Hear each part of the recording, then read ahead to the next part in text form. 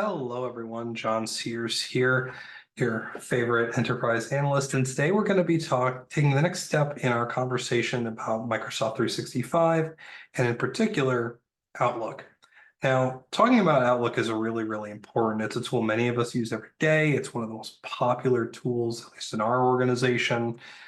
It's open pretty much all the time by everyone that's working. We receive our emails through, we use it all the time.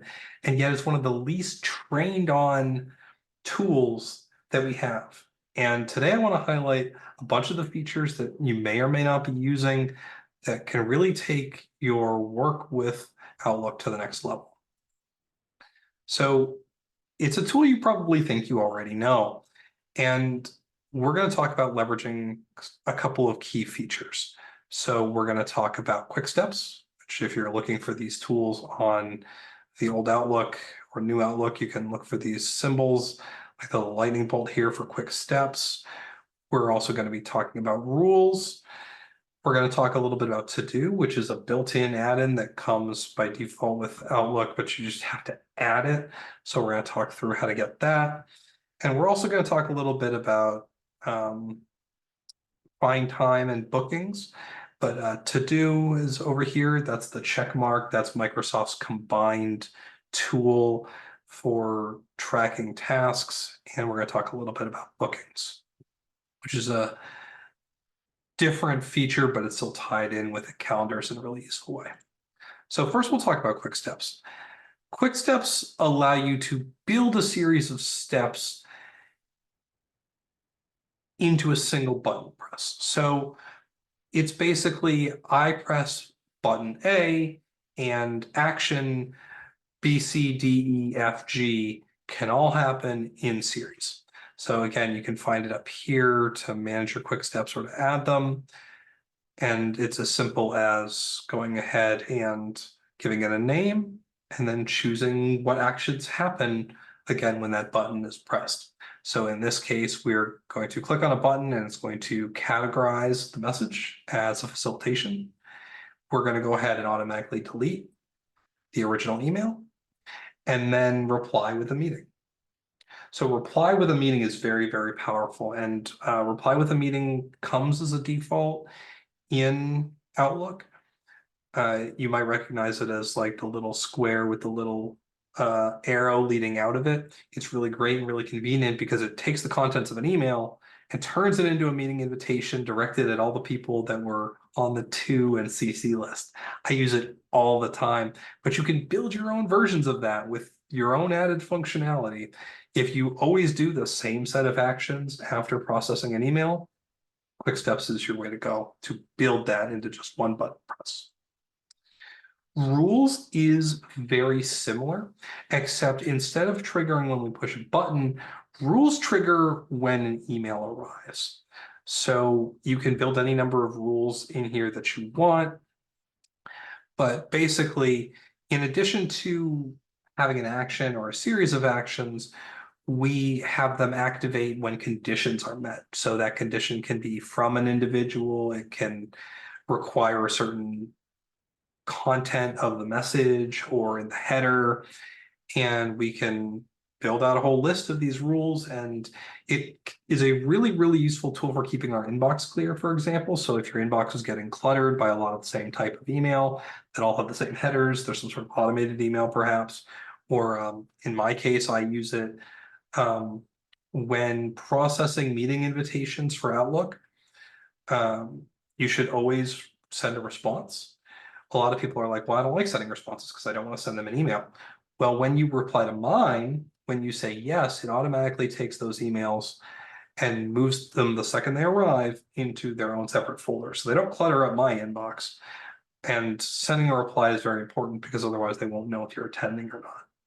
So you can have it process all those rules. And if your inbox is already cluttered with something, you can have it run immediately as if all those emails just came in your inbox. So you don't have to like go through and try and find particular emails. You could just set up a rule and have it run.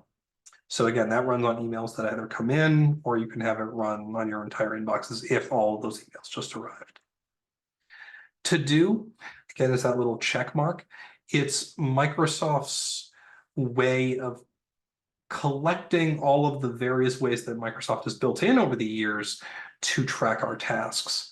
So it replaces the Tasks tab, which used to be its own isolated Outlook tool, and now it's a broad Office 365 wide tool, and it collects all of your assignments. So anything that you build in to do, but also anything that you put in Planner. So if you're getting assigned tasks through your manager on Planner, or you're assigning tasks yourself through Planner, those will get collected in here, as well as any emails you flag. So it's your one-stop shop for all of the things that you genuinely have to do. So Find Time is a really useful tool. If you've never used it before, it replaces some functionality that Outlook actually used to have at this point over 5 years ago, where by using the add-ins and searching Find Time, all one word, you can add it to your Outlook. And now when you go ahead and you create a meeting, if you've ever worked with doodle polls or something similar to that, where you want to provide some flexibility in terms of when a meeting is, but you want to provide some availability, you can use Find Time. And the advantage of using Find Time is it's actually tied in with your Outlook calendar. So you can use it to search through various times and find times that everyone is available. All these little 4 with a check mark means all the folks that I have on this meeting are all available during these times. So I can use it without having to go to the scheduling assistant and scrolling. I can just go through the various days, find the times people are available, and I can either use those and directly put that in and say, okay, I want on 8/3 at 3 p.m. I can go ahead and set that time for the meeting, or I can select multiple.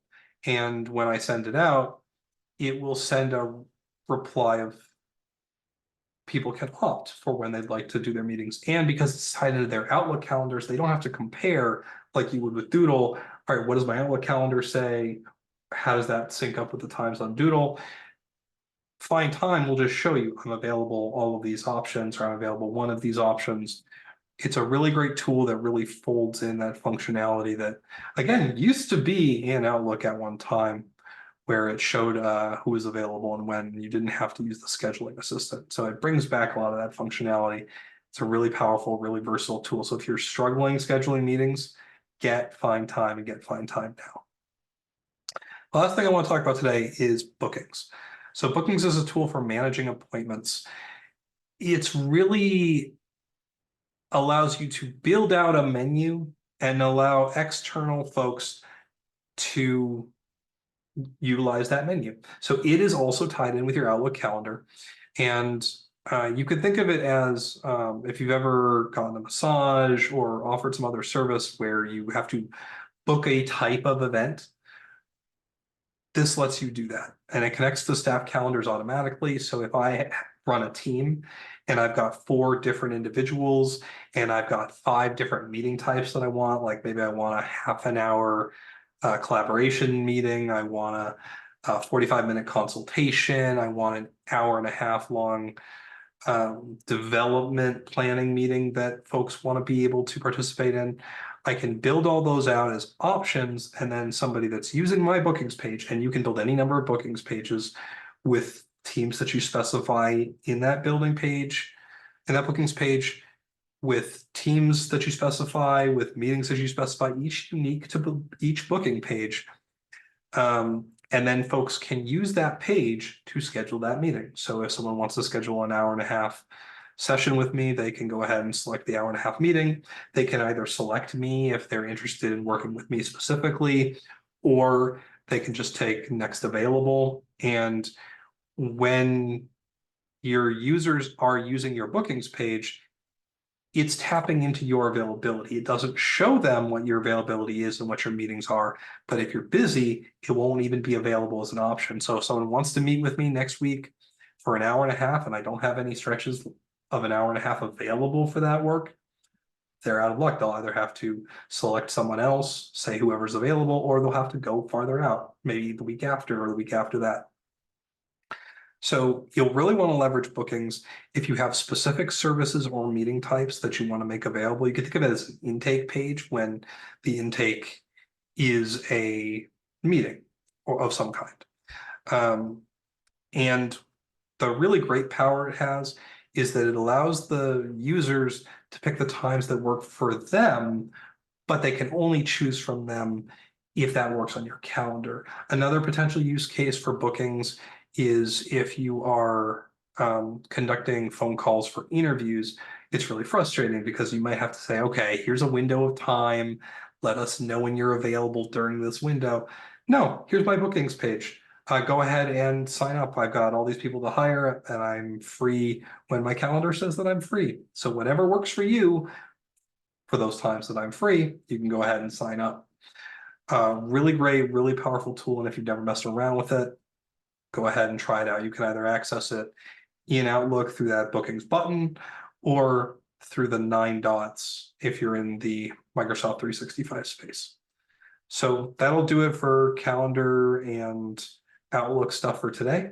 So thanks for checking out Microsoft 365 with me, and I'll see you next week.